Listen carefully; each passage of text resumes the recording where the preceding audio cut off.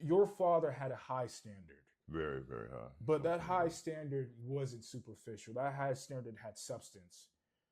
What did your father's music represent? If you could give details on what he was putting into the music that he was showing the world? basically, he was, like I said, very serious. When you say represent, I mean, his concept was, he wrote a couple, he wrote an article that got published in a number of magazines and publications called Jazz, Strings, and the World of Music.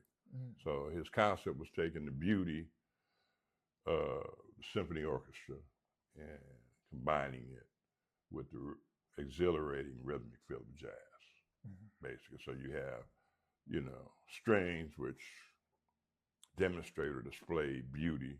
I mean, usually when you have an orchestra, maybe a 75-piece orchestra, they got 40 strings in there, Yes. And then a lot of classical music tends to be, I'm not going to say devoid, but lean when it comes to the percussion and rhythmic. There's not a heavy presence of the percussion section coming in with the classical music. Is that what you're trying to say? In a lot of classical music, it's not. Yes. And I think that,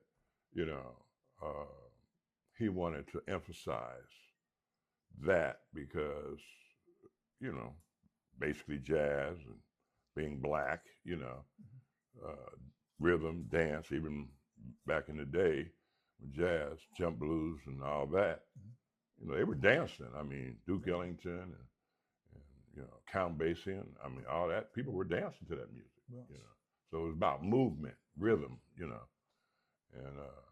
basically rhythm, melody, and harmony are the three main aspects of music anyway. So I think that he wanted to shed light on the rhythmic aspect as well as the beauty of the strings. And then also classical music, like I said, is,